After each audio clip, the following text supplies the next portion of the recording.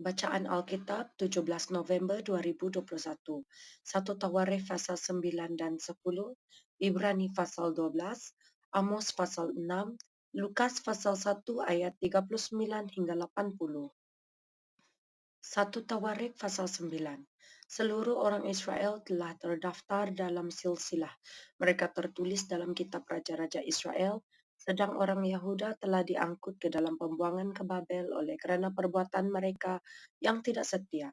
Dan orang-orang yang mula-mula menetap kembali di tanah-tanah milik mereka, di kota-kota mereka, ialah orang Israel awam, para imam, orang-orang Lewi, dan para budak di bait Yahweh. Di Yerusalem tinggal orang-orang dari Bani Yehuda, dari Bani Benyamin, dari Bani Efraim dan Manasye. Utai bin Amihud bin Omri bin Imri bin Bani dari keturunan Peres bin Yahuda. Dan dari orang Shela ialah Asaya, anak yang sulung dengan anak-anaknya.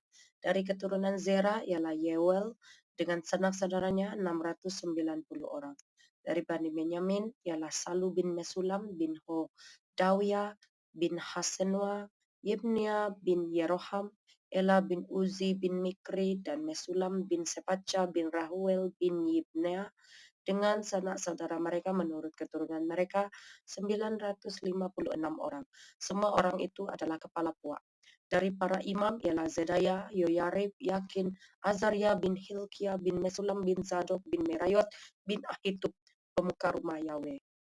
Lalu Adaya bin Yeroham bin Pashur bin Malkia dan Masai bin Adil bin Yazera bin Mesulam bin Mesilemit bin Imir.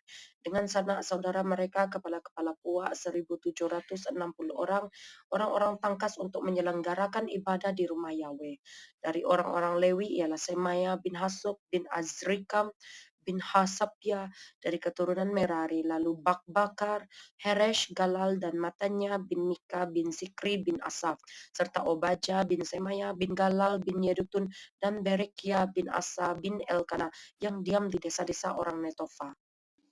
Penunggu-penunggu pintu gerbang ialah Salum, Akub, Talmon, dan Ahiman. Dengan sanak saudara mereka, Salum ialah kepala. Sampai sekarang mereka ada di pintu gerbang raja di sebelah timur. Merekalah penunggu-penunggu pintu gerbang perkemahan Bani Lewi. Salum bin Kore bin Ebiasaf bin Korah dan saudara-saudara sepuaknya, yakni orang-orang Korah, mempunyai tugas jabatan sebagai penjaga-penjaga ambang pintu kemah, seperti bapa-bapa mereka bertugas di perkemahan Tuhan sebagai penjaga-penjaga pintu masuk. Pinehas bin Eleazar mengepalai mereka sebelumnya. Tuhan kiranya menyertai dia. Zakaria bin Meselemia adalah penunggu pintu kemah pertemuan. Mereka semuanya yang terpilih menjadi penunggu ambang pintu ada 212 orang. Mereka telah terdaftar dalam silsilah di desa-desa mereka. Daud dan Samuel pelihat itu mengangkat mereka dalam jabatan itu. Mereka dan anak-anak mereka bertugas menjaga pintu-pintu gerbang rumah Tuhan, yakni bait kemah itu. Ke arah 4 mata angin ditempatkan penunggu-penunggu pintu gerbang itu, yakni ke arah timur, barat, utara, dan selatan. Dan saudara-saudara mereka yang tinggal di desa-desa mereka pada waktu-waktu tertentu harus masuk selama 7 hari untuk bekerja bersama-sama mereka. Sedang keempat kepala penunggu pintu gerbang itu memegang jabatan tetap. Mereka adalah orang Lewi dan mengawasi bilik-bilik serta perbendaharaan rumah Yahweh. Mereka bermalam di sekitar rumah Yahweh itu sebab mereka bertanggung jawab atas penjagaan dan harus membuka pintu setiap pagi. Sebagian dari mereka mengurus perkakas ibadah. Mereka menghitung perkakas itu pada waktu dimasukkan dan dikeluarkan. Sebagian dari mereka ditugaskan mengurus perabotan, yakni segala perabotan tempat kudus, dan mengurus tepung yang terbaik, anggur, minyak, kemenyan, dan rempah-rempah. Sedangkan beberapa orang imam menyediakan campuran rempah-rempah. Matitya, salah seorang Lewi, anak sulung Salum, orang Korah itu, mendapat tugas tetap untuk mengolah roti. Dan sebagian dari anak-anak orang Kehat, yakni dari sanak saudara mereka, mengurus roti sajian untuk disediakan setiap hari Sabat. Dan inilah para penyanyi, kepala-kepala puak orang Lewi yang diam di bilik-bilik dan bebas dari pekerjaan lain, sebab siang dan malam mereka sibuk dengan pekerjaannya.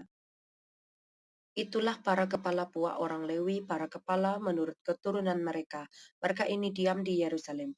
Di Gibeon diam bapa Gibeon, yakni Yeel, dan nama istrinya ialah Maaka. Anak sulungnya ialah Abdon, lalu Zur, Kish, Baal, Ner, Nadab. Gedor, Ahio, Zakaria, dan Miklot.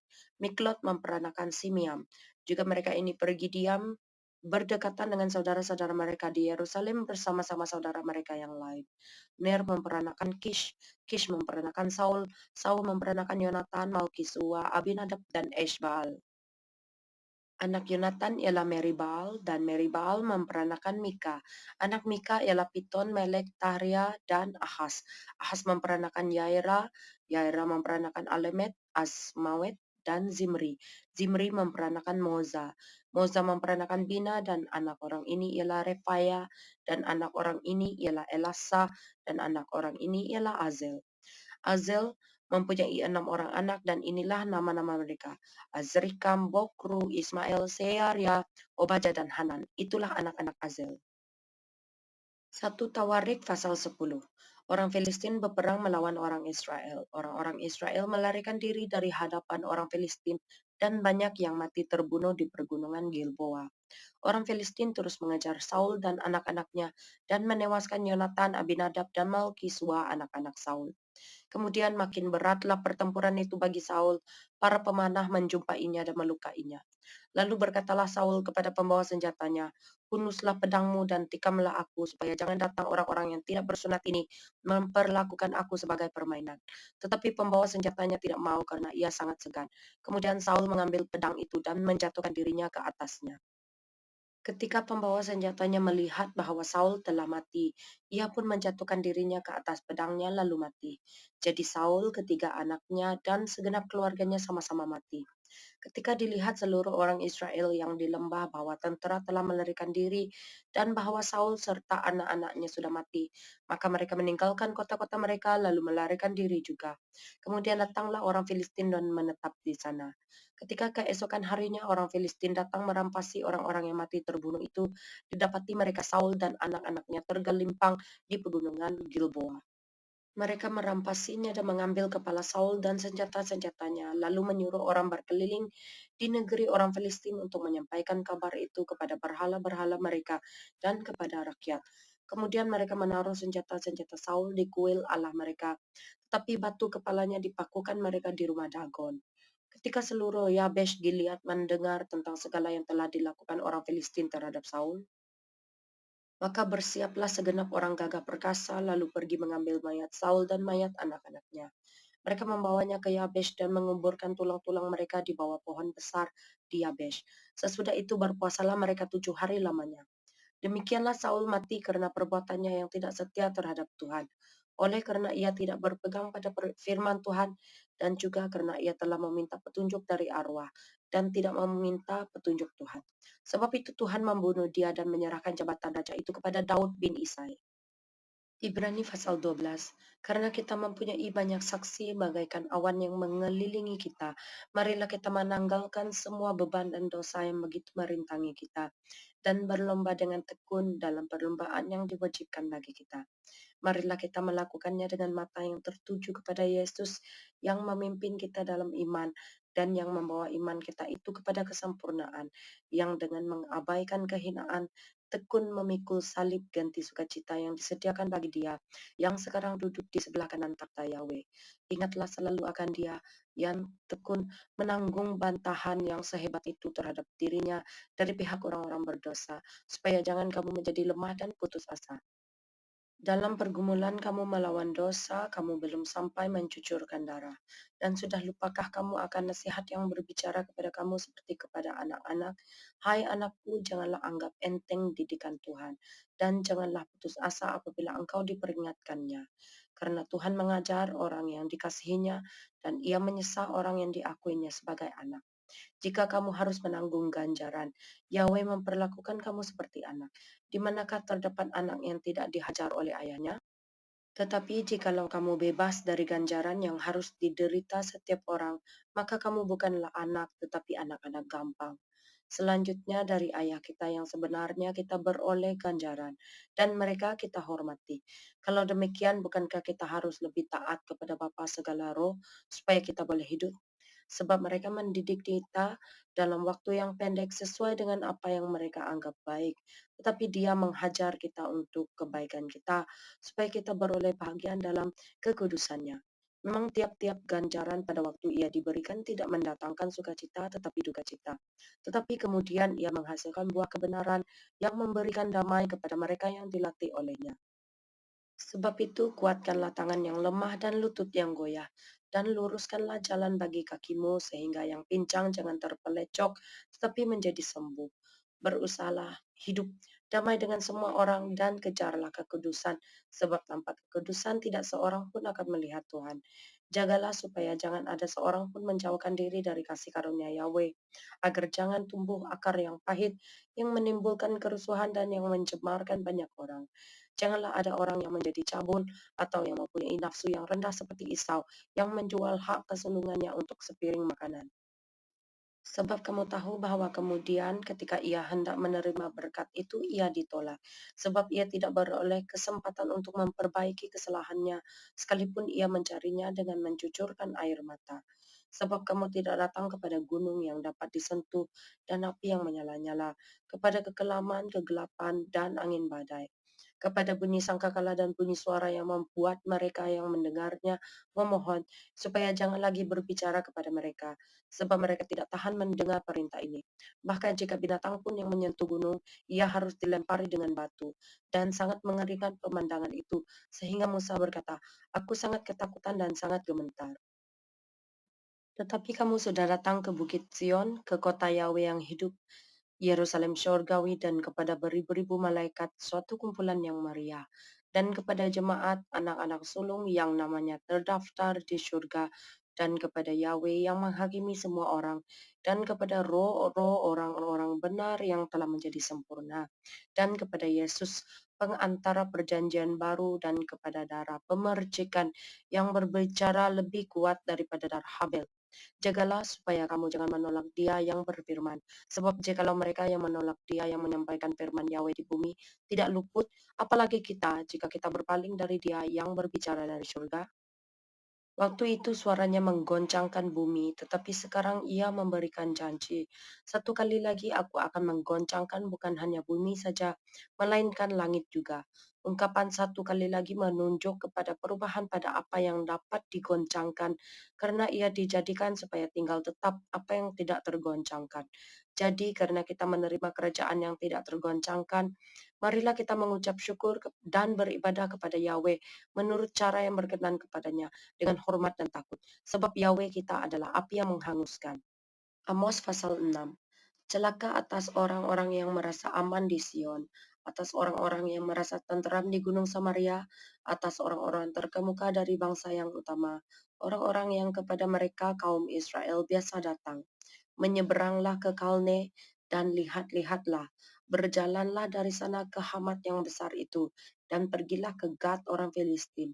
Adakah mereka lebih baik dari kerajaan-kerajaan ini, atau lebih besarkah daerah mereka dari daerahmu? Hai kamu yang menganggap jauh hari malapetaka, tetapi mendekatkan pemerintahan kekerasan, yang berbaring di tempat tidur dari gading dan duduk berjuntai di ranjang, yang memakan anak-anak domba dari kumpulan kambing domba dan anak-anak lembu dari tengah-tengah kawanan binatang yang tambun, yang bernyanyi-nyanyi mendengar bunyi gambus, dan seperti Daud menciptakan bunyi-bunyian bagi dirinya, yang minum anggur dari bokor dan berurap dengan minyak yang paling baik, tapi tidak berduka karena hancurnya keturunan Yusuf. Sebab itu sekarang mereka akan pergi sebagai orang buangan di kepala barisan, dan berlalulah keriuhan pesta orang-orang yang duduk berjuntai itu.